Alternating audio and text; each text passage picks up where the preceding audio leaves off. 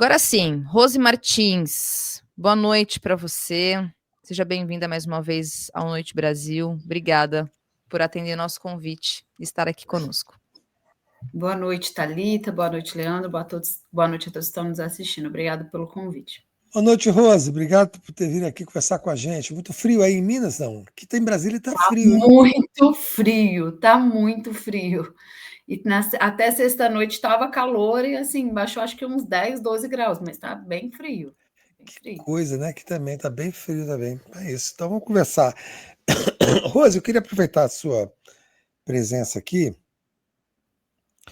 para, assim, eu queria tratar especificamente do caso Venezuela, antes de conversar sobre outras coisas, porque me parece, assim, que há um problema, de fato, agora com a Venezuela, a partir da premiação da Maria, como é o nome? Maria Corina Machado, com o prêmio, com a Corina Machado, com o Prêmio Nobel da Paz, esses discursos, assim, siderados do Donald Trump, e essa acusação que ele fez ao Gustavo Petro, que reagiu de uma maneira muito corajosa na mesma hora, chamando ele de ignorante, de grosso, né, de rude e ignorante.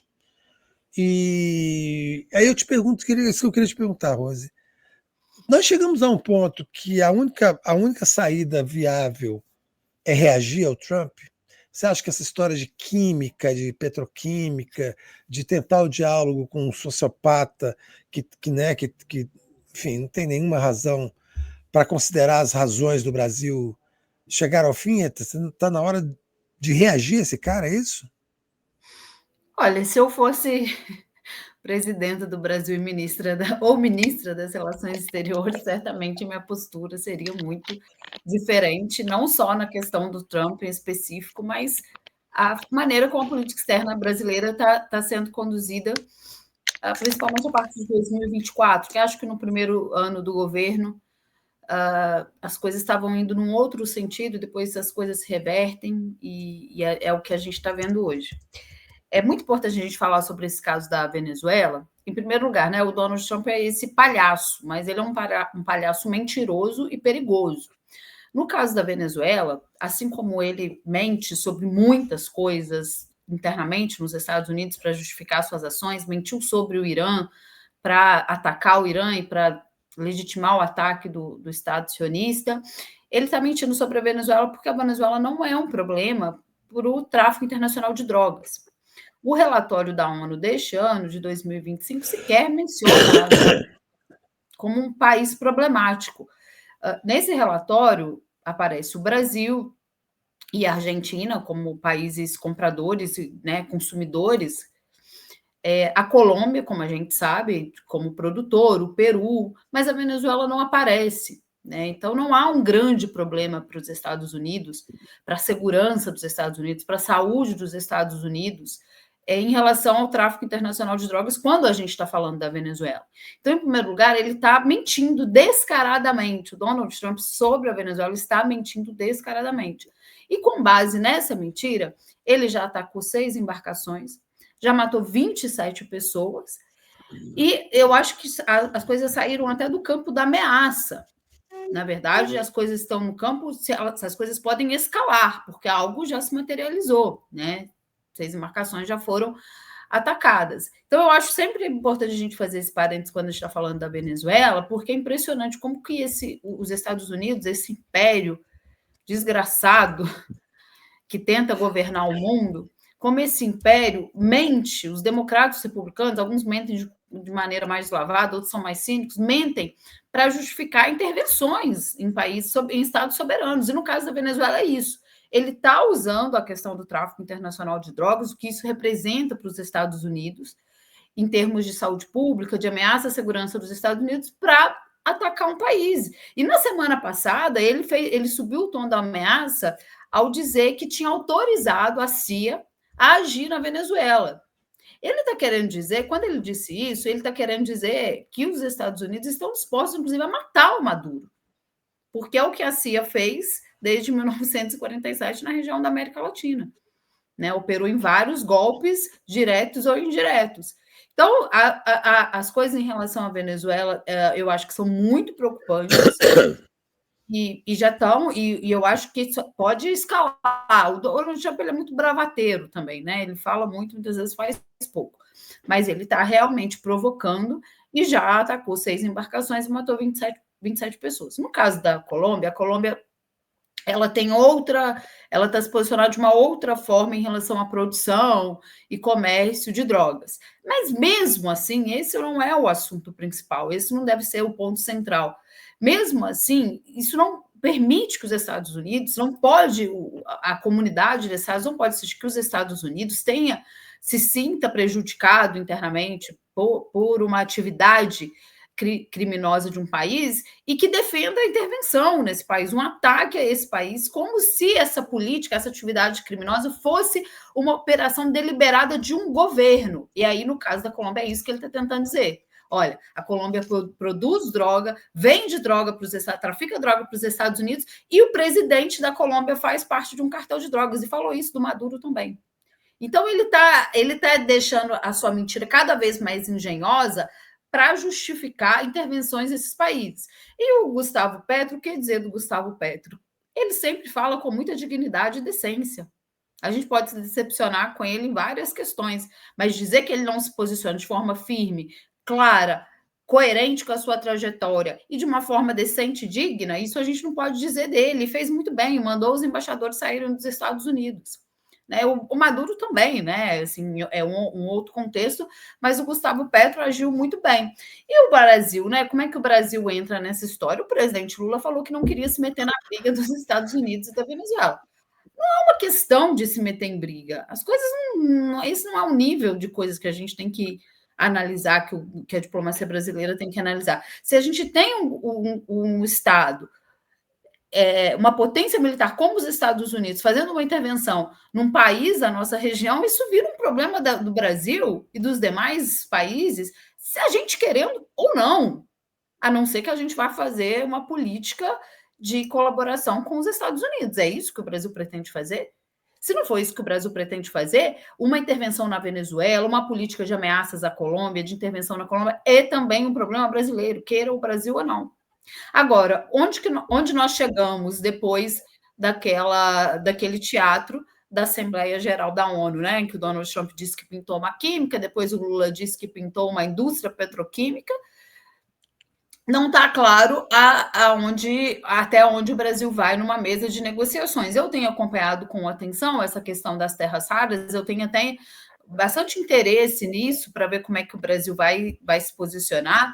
O governo dos Estados Unidos já demonstraram que tem interesse, né, principalmente por conta das políticas recentes da China. Tem um impacto muito forte. Os Estados Unidos terem dificuldade de acessar as terras raras tem um impacto muito forte na sua indústria de defesa. E o Mauro Vieira foi lá conversar com o Marco Rubio. E o Brasil não quer realmente se envolver em nada. E vou te dizer, vai acabar se envolvendo, porque não existe isso de ficar em cima do muro numa situação dessas. Ou eu acho que o Brasil deveria ter um outro tipo de retórica de política externa, de defender a nossa região. Gente, não é chegar no Congresso do PCdoB e falar lá para a militância do PCdoB, que eu respeito muito, inclusive, que o Brasil defende, que ninguém tem que se meter na Venezuela e em Cuba. Espera aí, desculpa, as coisas estão agora em outro nível. Precisa de uma posição formal do Brasil, uma posição formal do presidente. E o Brasil tem se desviado de fazer isso. O que o Lula fala é insuficiente em relação à Venezuela. E uma coisa que eu disse há algum tempo, eu escrevi um texto sobre isso há uns 2 meses, publiquei esse texto, que é o distanciamento entre o Brasil e a Venezuela é uma opção brasileira. Foi uma opção que o Brasil fez. E junto com essa opção de distanciamento da Venezuela, está uma opção em deixar a integração regional de lado, e aí a gente vê a bagunça que está na nossa região, e o Brasil tem uma responsabilidade em promover a integração regional, né? Não é só dizer que é o maior país da América do Sul, o Brasil tem essa responsabilidade, né, virou essa questão da integração regional, qual o papel da Venezuela nisso também, e o que eles acham que a Venezuela significa eleitoralmente, né? Ou seja, é um inconveniente eleitoral e um problema regional, e o Brasil quer distância disso. Agora, o que o Brasil tem a ganhar com isso? negociar as terras raras brasileiras, agora que a China está fechando a torneira para os Estados Unidos? É isso que o Brasil pretende para diminuir as tarifas? Qual vai ser a posição do Brasil abertamente se isso escalar, se tiver uma mudança de regime na Venezuela? A gente não sabe. Eu tenho sido, em relação à política exterior do Brasil, eu tenho sido muito pessimista. Quem me assiste sabe disso. A política externa brasileira, ela muda muito a partir de 2024. O Brasil achou que com a vitória da Kamala Harris ia poder ficar com um pé num barco e um pé no outro. O Trump forçou o Brasil a ter uma outra retórica, né, de defesa da nossa soberania, mas agora me parece que as coisas estão caminhando para normalizar as relações com os Estados Unidos. E eu acho que a pergunta é o que o Brasil ganha normalizando essas relações. Será que o Donald Trump, que ele forçou os aliados lá, os europeus, a negociarem com ele, o Japão, né, colocou essa galera de joelhos, será que o Donald Trump está interessado em relação com o Brasil entre iguais? Alguém, será que acredita nisso? Que o Donald Trump pretende ter uma relação amistosa com o Brasil e uma relação entre dois estados soberanos? Se essa normalização acontecer, eu não tenho dúvidas de que ela vai ser até prejudicial para o Brasil. A gente está falando de um governo, gente, não fascista nos Estados Unidos. Olha o que esse cara fez depois das manifestações de sábado, o vídeo que esse cara produziu. O cara está pegando o aparato antiterrorista dos Estados Unidos e usando contra todos os seus opositores, até gente que foi aliado a ele, até o seu assessor de segurança nacional no primeiro mandato. Então, ele não está para brincadeira. Vocês acham que ele vai estar para brincadeira com o Brasil? Se essas relações se normalizarem mesmo, se tiver redução de tarifas, vocês podem ter certeza que o Brasil cedeu em alguma coisa. E o Donald Trump, aonde ele está ganhando, ele não está fazendo, os Estados vão ceder um pouquinho. Olha o que eles fizeram com a Índia. A Índia teve outro tipo de resposta, né?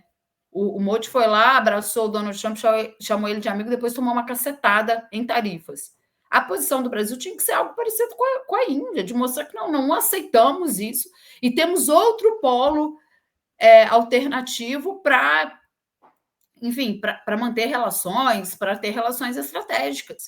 Eu, sinceramente, não acredito que uma normalização das relações entre o Brasil e os Estados Unidos vai trazer qualquer ganho para o Brasil, levando em consideração o aparato do Estado norte-americano, a forma como eles fazem negócios com os países da nossa região, desde que essa hegemonia é inaugurada no pós-Segunda Guerra, e levando em consideração o governo de Donald Trump, essa figura que está fazendo internacionalmente uma política de pressão, de ameaça, baseadas em mentiras.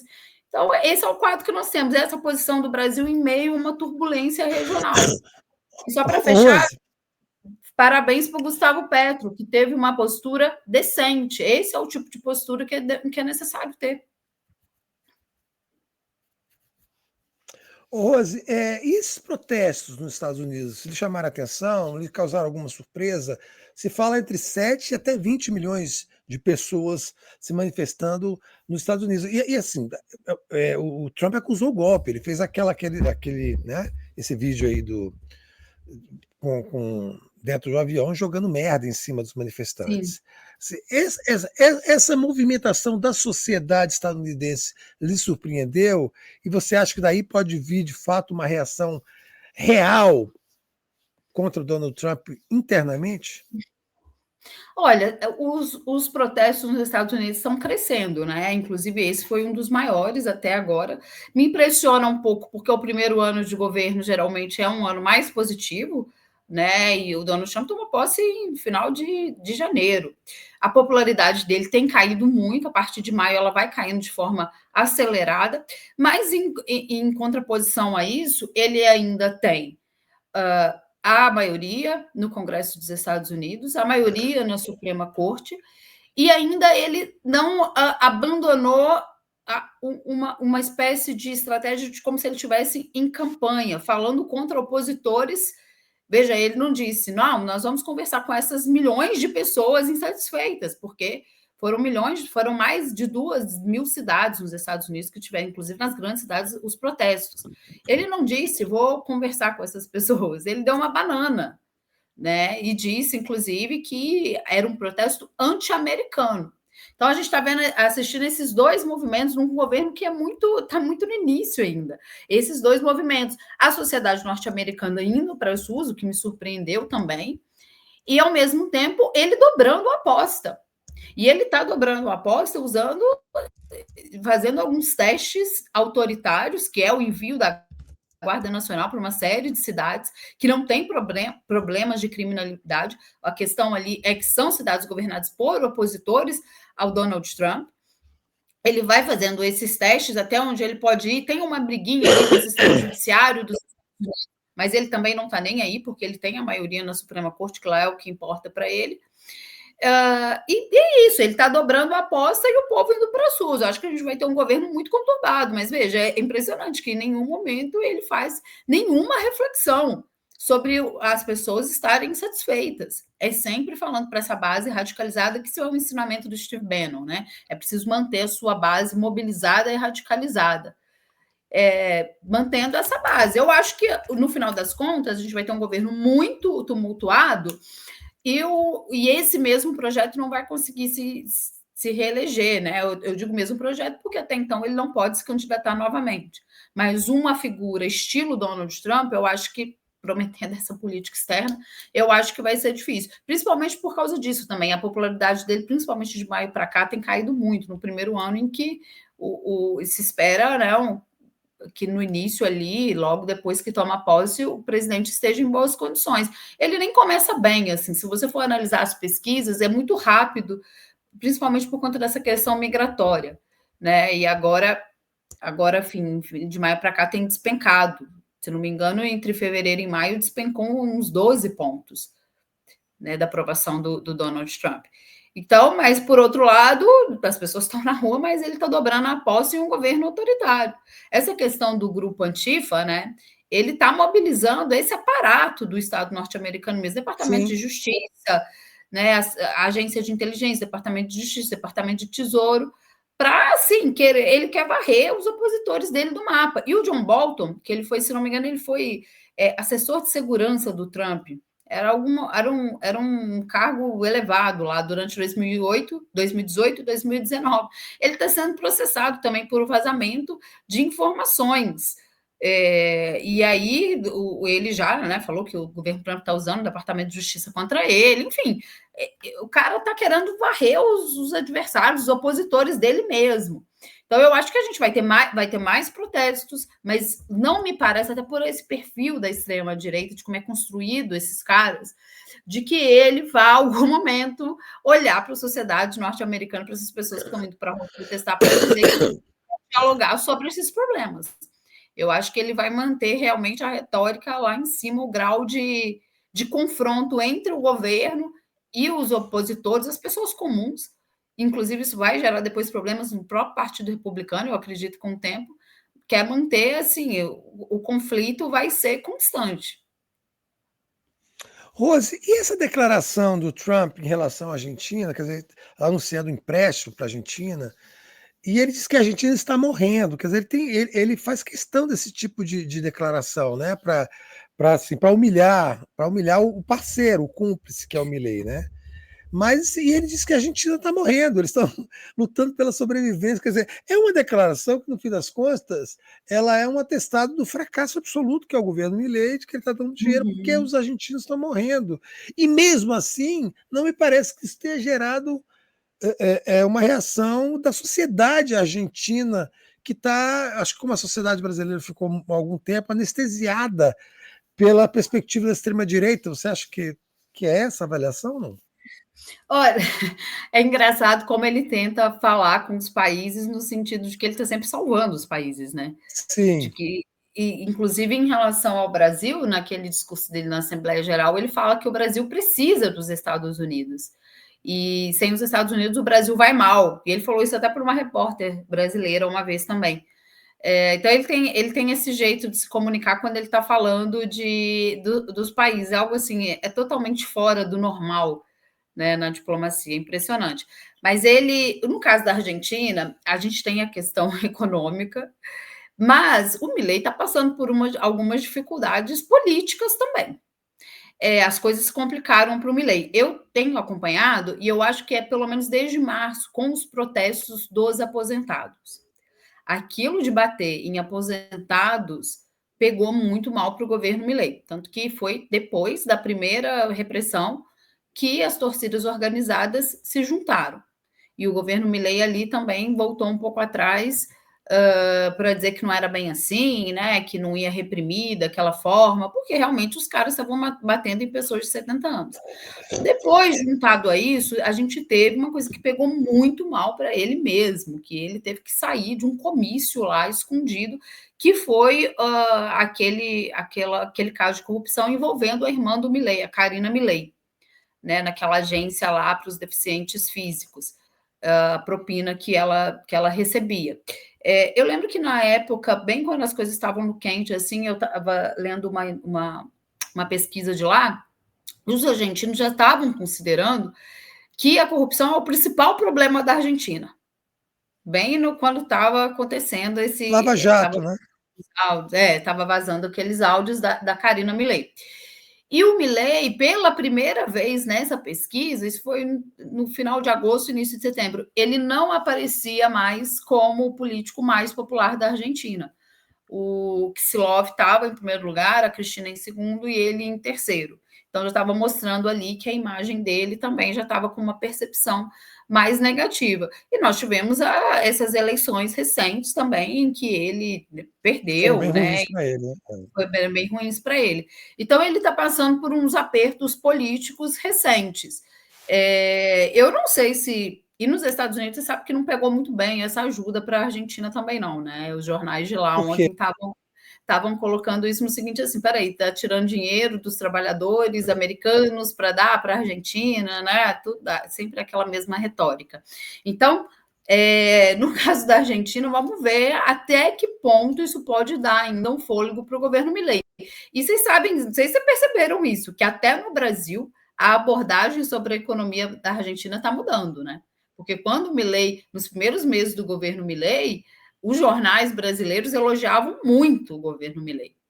E agora até isso está mudando, que a Argentina está passando por problemas econômicos, enfim, que desmontar todas as bases sociais do Estado argentino e querer dissolver a economia nacional argentina não deu certo. Óbvio que muita gente sabia que isso não ia dar certo. Agora, o Trump quer ajudar a Argentina também porque precisa de um parceiro. Ele quer manter o Trump quer ter uma primazia dos Estados Unidos na região da América do Sul. E ele tem feito isso através, principalmente, da Argentina, porque lá tem um louco chamado Milei, é um cara totalmente descompensado, e também no Equador, com também uma figura de extrema-direita, que é o Noboa. A estratégia para o Brasil era voltar o Bolsonaro para a presidência da República. Ele viu que isso não ia dar muito certo, né? Que o Bolsonaro foi condenado e agora ele precisa ter outra estratégia. Mas o caso da Argentina também é nesse sentido, é tentar socorrer a Argentina para manter de pé um governo pró-Estados Unidos e que já e que está passando por esse tipo de dificuldades. Rose, eu li no X, algumas mensagens, postagens no X, que você, ao contrário de nós aqui do Noite Brasil, que somos remunerados pelo governo do Irã, você ataca o presidente Lula e faz críticas ao presidente Lula porque você recebe Pix da Bielorrússia, da Belarus. Como é que você conseguiu? Como é que faz para se inscrever nesse programa de Pix da Belarus para atacar o Lula? Ô, Leandro, você sabe que eu dou pouca importância para esse tipo de coisa que as pessoas falam, porque eu não vou trabalhar para eu pagar minhas contas para ver se eu estou em lista de Pix, né? Eu dou pouca importância. Só que de sexta-feira para cá foi uma coisa meio coordenada. Eu participei de um debate muito legal, inclusive lá no Faixa Livre, sobre a Venezuela, e tinha uma pessoa no chat falando que eu trabalho para o Putin, que o Putin é meu patrão, que eu trabalho para a RT Brasil. A RT Brasil me convidou para postar artigos lá, vai sair um artigo meu até essa semana, mas tem um tempo que eu não estava conseguindo escrever. Me convidou para postar um texto, mas só essas colunas pequenas, quando eu pudesse. A ideia era ser toda semana, mas enfim, eu fiquei um tempo em São Paulo, as coisas ficaram muito apertadas. Mas eu não ganho nada por isso. Eu não ganho nada para publicar um textinho pequeno na RT, eu fui convidada. E no caso dessa, aí isso, e essa pessoa ficou me atacando o tempo todo falando isso. Você trabalha para RT, você não tem independência, você está sendo paga para falar mal do presidente, enfim, uma loucura. Só que aí eu fui ver um vídeo, uns comentários de um corte de uma participação minha, e tinha essa pessoa dizendo lá que eu estou na lista de PIX da Bielorrússia, né? Que eu estou nessa lista, e que uma pessoa que já fez parte dessa lista está revelando, está delatando. E eu sei quem é essa pessoa. Quem é? Não, você tem que falar agora quem é. Pior que eu sei quem são essas... Não, eu sei quem são essas duas pessoas que ficam no Twitter repetindo isso. Sabe? São pessoas ressentidas, amarguradas, são pessoas que eu já tive uma proximidade, Sempre, né? Proximidade de participar de programas, assim, e virou uma coisa... E essas pessoas, elas se afastaram de mim porque eu passei a criticar o governo. Primeiro, a pessoa fez uma crítica a mim quando eu falei que o Lula não deveria ter criticado o Hamas no 7 de outubro de 2023, porque era uma operação de resistência ao colonialismo do Estado de Israel. E aí essa pessoa começou a se afastar de mim, ela começou a me chamar de turma do Breno Altman, essas coisas assim. Gente, eu sou uma... Eu queria muito trabalhar com a minha militância, Leandro. Eu não trabalho com isso. O meu dinheiro vem de um trabalho muito pior, muito mais burocrático, enfim.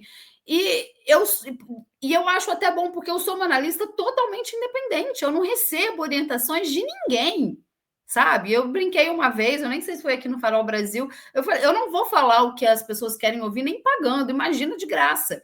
Então, assim, o que eu falo eu falo o que vem na minha cabeça, eu falo de forma totalmente independente.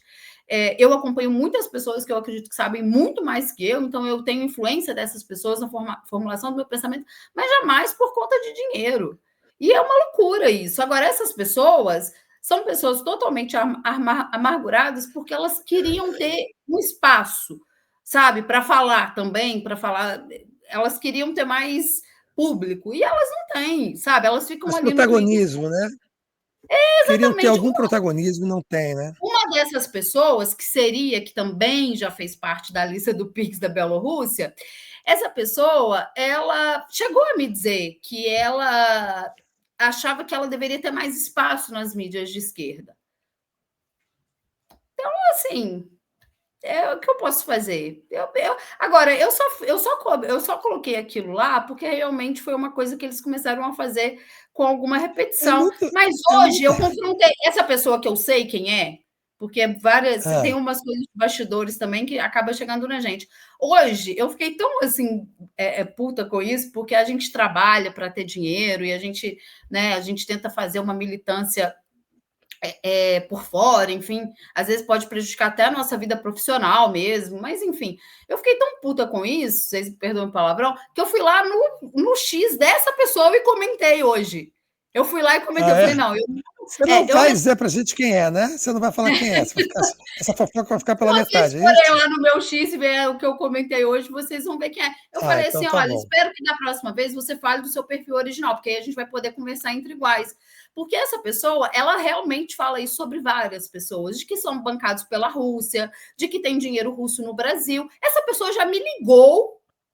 Eu nunca tive uma proximidade com ela. Ela me ligou um dia para falar sobre isso de outras pessoas. Porque você participa lá no 247, será que você podia falar isso para o Atush?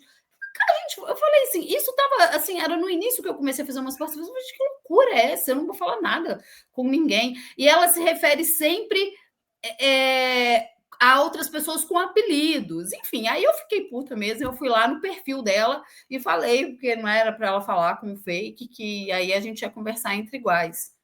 Esse é um dos comentários, mas tem mais, inclusive. Eu vi esse, Márcia Elisa de Oliveira. Lula atacado 24 horas pelo sionismo e consegue fazer grandes articulações. Essa turma do Pix da Belarus tem lista, que nunca comandaram nada, querem ensinar o estadista Lula a governar? Essa moça é muito desonesta nas análises. Aí, um ex-integrante famoso desse grupo vive expondo o esquema nas redes. Ele sabe muito bem quem é. Opinião de quinta coluna tem zero credibilidade. E manda a PF investigar no final, Rose. Gente, manda a PF. Manda a PF investigar o Pix da Belarus. Olha, eu sei que você não... Só curiosidade, qual que é a moeda da Belarus? Caso eu fosse querer receber esse Pix também, qual que é a moeda? Sabe quanto é que vale? Não, aqui no real, não? Eu sei. Vou até pesquisar aqui, porque eu vou te falar que eu nem sei. Porque o Pix eles mandam para mim em reais mesmo. Porque gente, o câmbio, para nós aqui do Farol Brasil, que recebemos dinheiro do Irã, o câmbio é muito desfavorável para a gente, é muito ruim. Trocar moeda do Irã é uma das coisas mais complicadas. Eu preferia até que não mandem mais. Eu acho que a Bielorrússia é o mesmo problema, viu? Mas, pois é, ele é o rublo belorrusso. Rublo belorrusso, que legal. Eu acompanhei isso também do Irã, né? Do Jones ser financiado por... As pessoas falam coisas que é assim. E vou te dizer... É aquele Carlito Maia ou Carlito Neto? O historiador que tem... Carlito Neto. Carlito Neto. O cara falou isso ao vivo. Cara, isso é uma coisa muito grave, gente. Né? Isso é uma coisa muito grave. Aí a Polícia Federal vai olhar para mim, vai puxar minha ficha, vai falar: eu vou investigar uma pessoa tão desimportante lá no interior de Minas Gerais. Gente, se eu recebi esse Pix da Bielorrússia, eu estava morando em outro lugar, estava morando fora do Brasil, não estava morando nem no Brasil. Mas é uma coisa ridícula, assim. E eu fico, às vezes eu não, a maior parte do tempo eu não ligo realmente. Mas foi uma coisa assim, no Faixa Livre, me atrapalhou até no meu raciocínio, porque a pessoa ficava flodando mesmo, mandando várias vezes. Pois é, depois, chato, né? E aí eu peguei e falei assim, cara, eu vou dar uma chegada para lá para as pessoas verem também, não podem desrespeitar a gente, sabe? E eu fico puta porque, assim, se a gente não trabalhar, a gente não ganha dinheiro. Aí vão umas pessoas com umas loucuras, essa achar que eu ganho para falar mal do Lula. É difícil para algumas pessoas entenderem que a gente pensa pela nossa cabeça, né? Que o Jones, que você, que todas as pessoas que fazem outros canais... pessoas que produzem nesses canais, que elas acham que as pessoas não podem pensar, que tem sempre alguma coisa por trás, tem dinheiro de outro país por trás. Gente, as pessoas pensam com a própria cabeça, elas têm opinião própria. Agora, esses dois caras, eles são muito ressentidos e eles são pessoas obsessivas. Isso que me incomoda. Eles são pessoas obsessivas. Essa pessoa que se afastou de mim porque eu criticava o governo, ele criou 1000 teorias sobre mim e sobre o Hugo Albuquerque. Ele tinha uma coisa com o Hugo que era uma coisa assim, que eu falei assim, olha, Hugo, eu fico preocupada. São pessoas diferentes, não é essa que vocês estão falando no chat, não, porque é uma dupla. E o mais engraçado é que uma das pessoas dessa dupla chegou em mim uma vez e falou: olha, não participa no canal desse cara, não, porque esse cara é maluco. E hoje em dia eles são amigos. Foi uma loucura, cara, uma loucura. Mas enfim, essa pessoa criou uma obsessão com o Hugo também, porque o Hugo também é um cara que fala o que ele acha que ele deve falar. Né? A gente tem independência para falar. E ele foi ele falava tudo que o Hugo, ele assistia o Hugo porque ele postava coisas embasadas no que o Hugo tinha falado no ao vivo, ele assistiu o programa que a gente fazia no Desafio de São Paulo, enfim, fofocas do bastidor, mas vou continuar falando e vou continuar criticando o governo aonde eu achar que tem que criticar, e onde eu achar que elogiar, eu vou elogiar também. Engraçado que quando a gente elogia, ninguém fala nada, né? As pessoas só ficam vendo ali a gente critica. Rose, antes de chamar aqui a Thalita, lá no início da nossa conversa, você falou assim que você pode ter, não sei se foi o tempo que você usou, muitas decepções em relação ao Gustavo Petro, muitas frustrações. Que frustrações e decepções você tem em relação ao Gustavo Petro? Não, eu não quis dizer de forma específica, não. Eu não quis dizer de forma... eu quis, na verdade, eu me expressei mal. Eu quis dizer que a gente pode criticar ele em outras questões, mas em relação à forma como ele se posiciona, de uma maneira muito decente, inclusive quando fala da Palestina e quando defende a Colômbia, e até mesmo a si próprio, ele tem um jeito muito digno, porque eu acho que você tem que ser direto no que você fala. Não adianta você ficar dando, ainda mais para defender seu próprio país, não adianta você ficar dando muitas voltas. Mas o que eu acompanho do governo, a Colômbia, gente, faz a vida da esquerda brasileira parecer um passeio no parque, né? A Colômbia tem um histórico, tanto que ele é o primeiro presidente de esquerda da Colômbia, ela tem um histórico de violência política contra ativistas de esquerda, ambientais, que é uma coisa, assim, pavorosa. E mesmo assim, com todo esse histórico, com uma burguesia muito ligada aos Estados Unidos, até mesmo nos trejeitos, assim.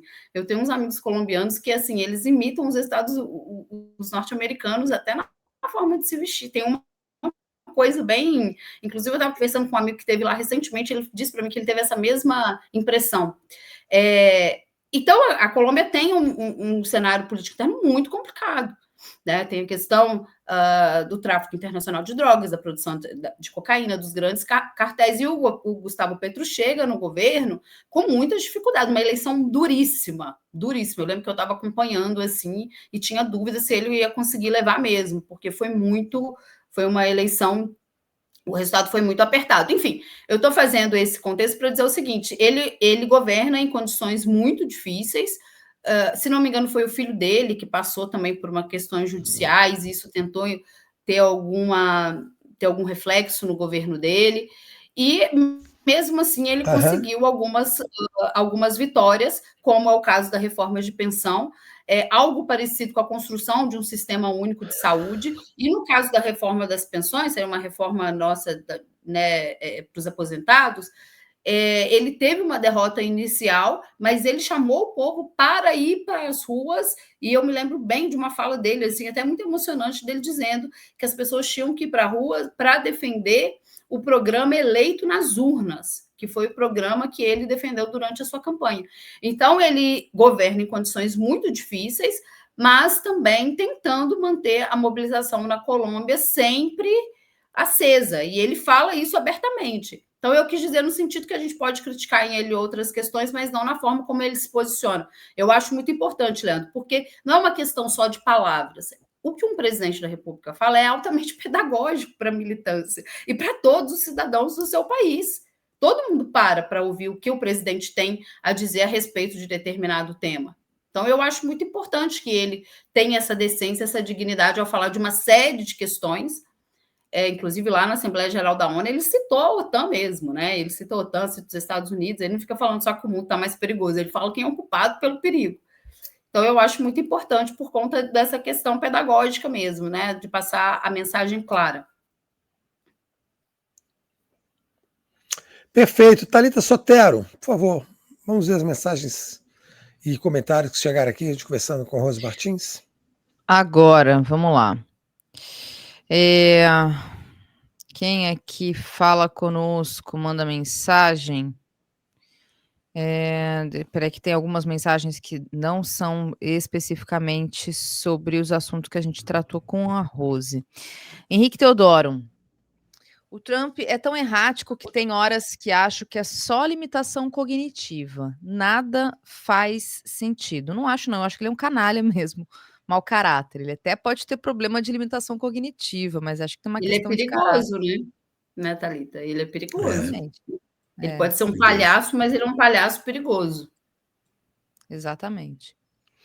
O Ministério Imaginário diz: vocês já pensaram que mais 4 anos de Lula significa mais 4 anos de avanço neoliberal, sem praticamente resistência nenhuma? Inclusive, progressistas batendo palma e atacando a esquerda? É para responder agora? Você vai ler tudo, né? Fique à vontade. Se quiser comentar, não, pode comentar. ler. Pode ler. Socialistas socializando, protestos em 2.700 cidades, nos 50 estados, com 7 milhões de pessoas. Isso se refere aos Estados Unidos, né? No final de semana. Exato. E aqui o Caio César diz o seguinte: Trump está cagando na cabeça dos estadunidenses. Imagina com os outros países. Aqui uma sugestão do Ismael. E eu tirei do favoritos, eu já vou ler daqui a pouco. O Adriano Pereira falando: a imprensa nacional está fazendo de conta que a Argentina está no caminho certo, para o buraco, evidentemente. O Rui Abreu dizendo, Pix do Lukashenko, um luxo. Maravilhoso esse Pix aí, também queria fazer parte. Ô, Thalita, Também pode queria, deixar que cara. eu vou advogar pela entrada do seu nome, do Por Leandro, favor, no Pix do Lukashenko. me Por indica, favor. Rose, por Não tenho nenhum, gentileza. eu não tenho nenhum escrúpulo. Pode botar meu nome lá na Bielorrússia que eu recebo de bom grado. Pois é, e se eu fizesse parte também? E daí? Se eu fizesse parte? Ah, pelo amor de Coisa Deus. maluca, né? Pois é. A gente já recebe do Irã, então já chega do Irã, já chega da Bielorrússia. Pelo menos Pior que são moedas muito lugar legal, né? complicadas. Pelo menos é de lugar legal, né? Só é de O lugar câmbio é exatamente. complicado. Exatamente. Mas podia ser em dólar, né? Em euro, em Mais libras fácil, né? esterlinas. Pois é. Bom, vamos lá, vamos seguir. A Carolina Ribeiro Prado Bastos queria a Rose num alto cargo do Itamaraty. Isso sim. Isso aqui é para os nossos sonhos, viu, gente? Eu também gostaria muito de ver Rose no Itamaraty. Seria ótimo. Hugo Martins, não é possível que no juramento do jornalismo seja aceitável contar fofoca incompleta. Não é, Hugo. Não é Não é. aceitável. Não é. Né? Olha, gente, vou Um falar dos uma coisa para cânones do vocês. jornalismo é que fofoca tem que ser completa. Eu falo para as pessoas que a pior coisa que você pode fazer na vida é contar fofoca pela metade com um jornalista. Vocês simplesmente acordam um demônio de dentro do centro da Terra, porque o jornalista Eu fico vai doente. encher o saco. Eu tenho refluxo. Não, eu também. Imagina, que é isso. Que mais aqui também? O Red York diz. Pergunta a Rose: você viu a mensagem da Francesca Albanese condenando o Hamas por fazer a limpa nos traidores palestinos que agem em Gaza, financiados por Israel? Olha, eu não vi essa mensagem ainda. Eu vou procurar, mas confesso que eu não vi essa mensagem. Todo mundo sabe quem é a Francesca Albanese, menos eu, é isso? Quem é a Francesca Albanese? Ela é aquela, eu não sei dizer exatamente o cargo dela, mas ela é responsável pela questão palestina dos refugiados na ONU, né? Ela é muito corajosa, inclusive. Tá. Você já Eu deve sei ter que visto, com agora certeza. lembrei. Sim. Mas não tinha visto ainda. Bom, e aqui um último comentário que é da Carolina Ribeiro, que diz: fui a Bogotá para a Bienal de Arte. Há muito amor por Petro na juventude. Pois é, né? É um convocador de massas. Eu acho que a gente leu a mensagem dele ontem aqui, né? A postagem dele, a resposta que ele deu ao Trump, dizendo que ele é um socialista, e sendo um socialista, ele não é um ganancioso. Eu acho que aquela publicação, aquela resposta, assim, irretocável. Assim, Não, é muito admirável, né, escutar o Petro falando, assim, É porque ele é impressionante. muito Aquece o coração de um latino-americano. O discurso dele na Assembleia Geral foi uma coisa, assim, Fantástico. muito corajoso. Eu acho que ele, assim, Ô, é uma Rose, figura. é por isso que eu acho muito infantilizante, despolitizante essa coisa que sabe, do fã-clube do Lula, quando ele fala, pintou uma petroquímica, e assim, alvoroçado porque pintou uma química. A gente tem que sair desse universo, a gente tem que fugir, isso não existe, assim, sabe? Sim. Essa coisa da piadinha e tal, não cabe num mundo em guerra como nós estamos, né? Por isso que eu admiro muito mais as falas do Petro, que ele está tratando o problema como ele é, né? Não, eu acho exatamente isso que você falou. E assim, é o que eu disse também, né? Quando um presidente da República fala, ele tem que estar tendo uma noção que ele tem uma missão pedagógica no que ele está falando, né? E aí, olha a diferença de você responder o Donald Trump com essa carta, né? Dizendo que é um capitalista, que não é ganancioso e etc. Um ponto também que o Petro tem batido na tecla é justamente o que precisa ser dito. O que o Donald Trump está falando sobre a Venezuela está querendo mirar, em grande parte, o petróleo da Venezuela. O Petro também tem repetido isso de forma exaustiva. Né? Não é só dizer, não, na Venezuela ninguém pode interferir, é dizer o que está acontecendo mesmo, para as pessoas comuns entenderem. Olha, o governo dos Estados Unidos está falando uma mentira sobre a Venezuela por quem tem interesse em recursos venezuelanos. E o Lula, ele é assim, ontem eu vi um comentário sobre o Lula que uma pessoa colocou, não sei qual é a dele, porque às vezes ele fala coisas muito positivas e claras e importantes, mas a maior parte do tempo tem aquele jogo do Itamaraty que não fala nada, né? O Itamaraty só sempre fala que está acompanhando com atenção. Você abre uma nota do Itamaraty, tudo o Itamaraty está acompanhando com atenção, não consegue funcionar de uma maneira firme sobre nada. Exato. E o Lula, que muitas vezes era quem falava mesmo, fica com essas coisas. Eu acho, assim, antipedagógico, eu não acho positivo. Eu estranhei muito essa fala do Lula, dizer que pintou uma indústria petroquímica, sabe? As coisas estão muito perigosas. Né? As coisas...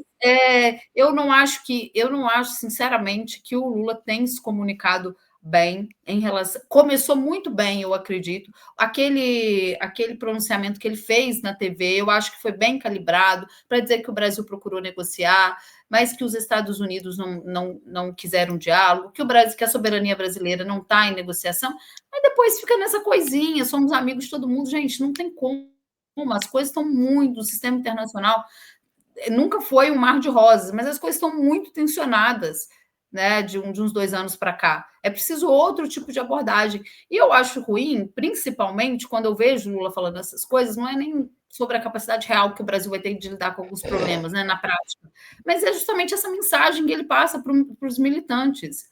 Né? E é uma coisa muito negativa, eu acho que não é bom.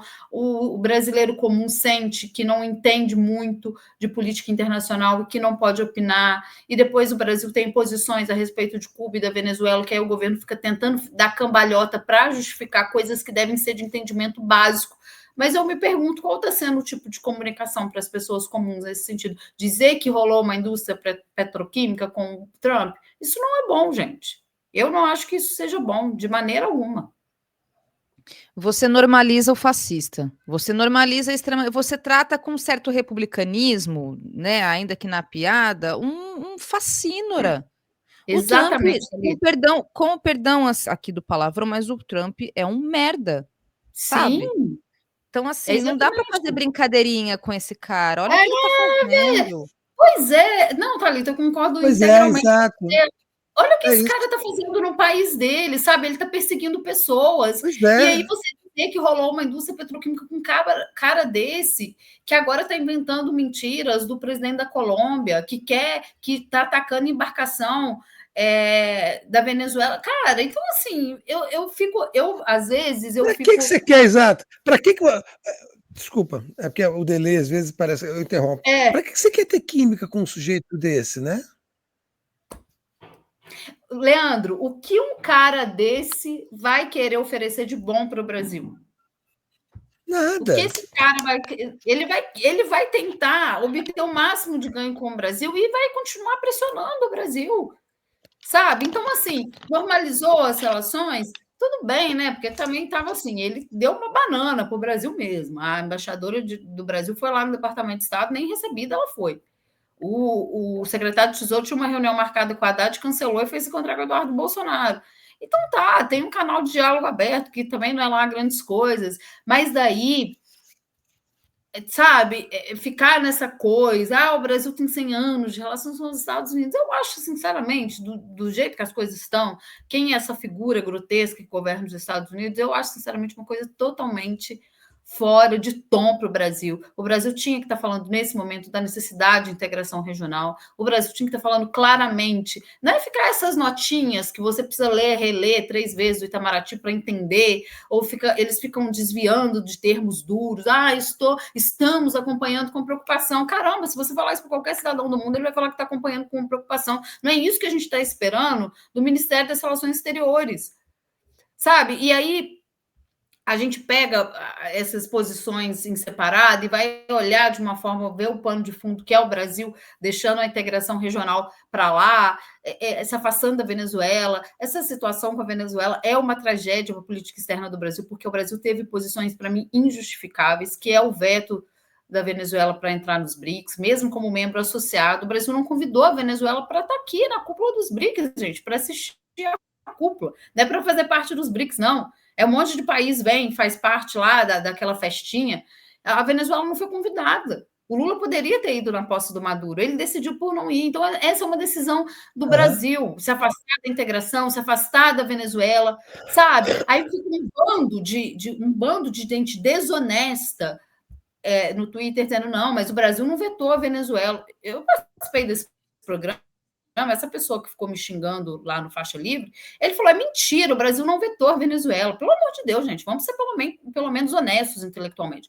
O Brasil vetou a entrada da Venezuela. E eu acho que uma coisa, assim, didática para falar da posição do Brasil com a Venezuela é a seguinte, por que o presidente Lula teve outra postura em relação às eleições recentes no Equador?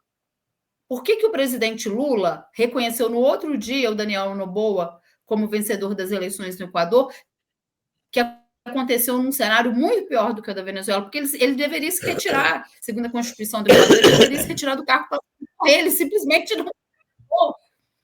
A eleição ocorreu em estado de sítio em várias localidades do Equador. No domingo, ele vence as eleições.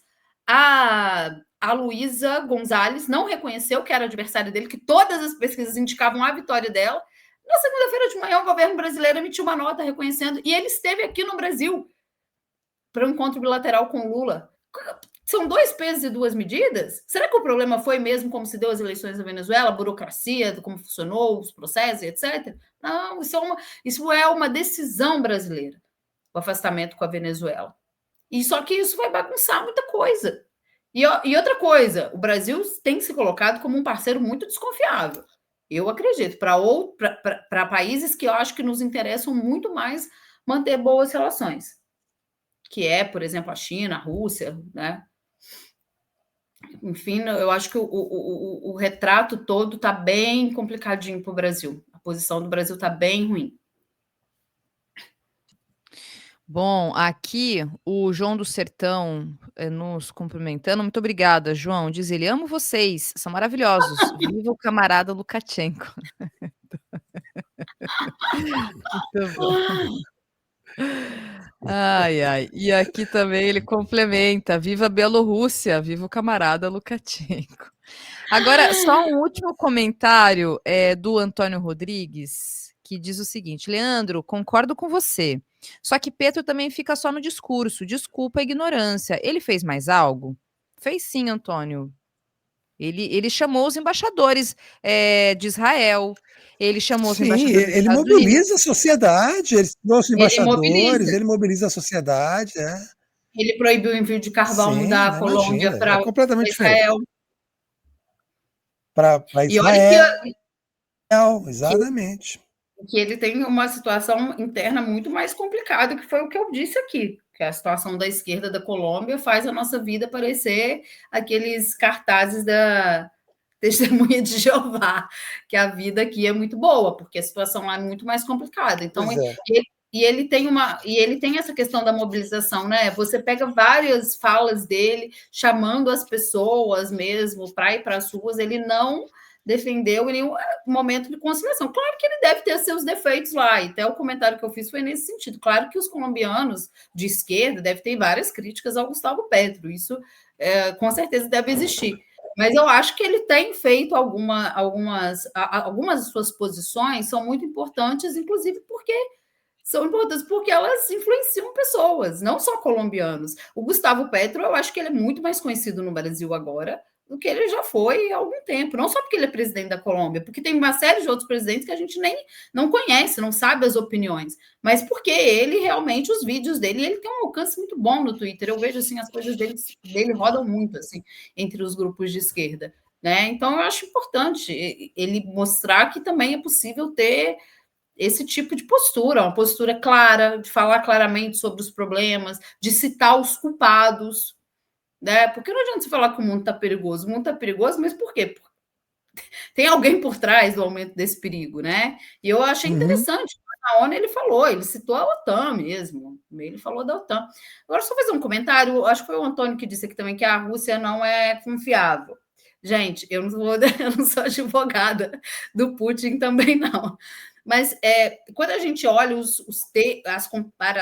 termos de cooperação no sistema internacional, e até por isso os BRICS se juntaram, a China tem seus problemas, os russos têm seus problemas, enfim, todos têm seus problemas. Mas eles, pelo menos, estão querendo ter relações de outro nível que não esse dos Estados Unidos, e nem vender isso que os Estados Unidos vendem, e os europeus também, quando estão querendo fechar esse acordo Mercosul-União Europeia, de que a resolução para os nossos problemas econômicos é liberalizar a economia, é abrir tudo, é vender tudo, entendeu? É deixar que grupos privados operem aqui fazendo a maior farra. Então, tem uma diferença, assim. Claro, eu não estou aqui isenta a Rússia e nem a China de críticas, mas a forma como esses países que estão tentando conformar esse outro polo de poder se relacionam com nós da periferia, né, com os países da periferia, que hoje as pessoas chamam de sul global, eu acho que tem outra teorização aí, mas nós da periferia, é um tipo de relação que é diferente, né? Eles não estão querendo que a gente venda o pai e a mãe para comprar a janta. Então, eu acho que é essa questão, mas, claro, nenhum país, todos os países têm interesse, não são isentos de problemas.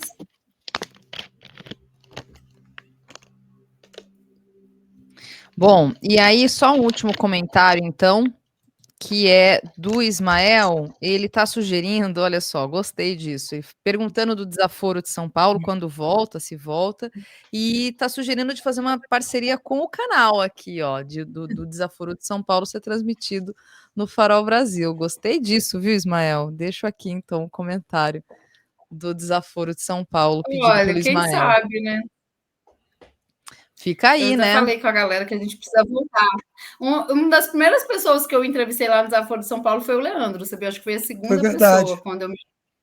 Foi muito legal, inclusive. E o Ismael sempre nos acompanhava. É um projeto legal, a gente está pensando em voltar mesmo, a gente tem que voltar. A gente levou muita gente legal, olha, o Leandro, o Glauber, no auge ali do processo do Glauber, a gente entrevistou o Glauber. Os meninos, quando eu não fazia parte, entrevistaram a Laerte, o Skylab, com certeza um dos nossos... Bota o programa... E vê se consegue incluir o programa na lista do Pix da Bielorrússia.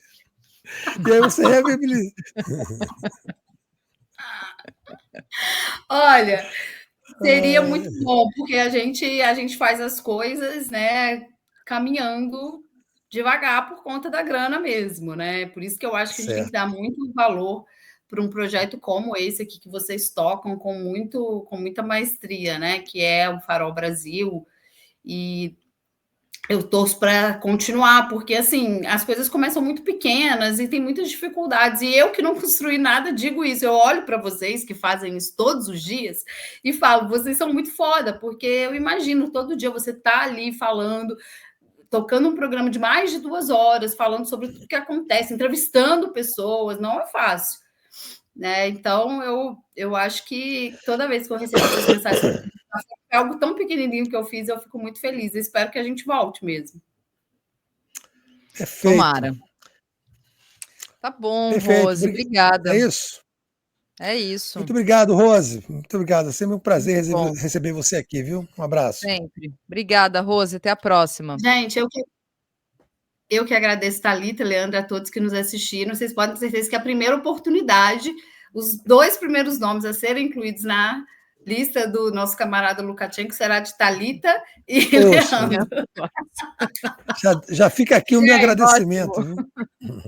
Um abraço. Um beijo, Rose. Tchau, tchau. Tchau, Rose. Até a próxima.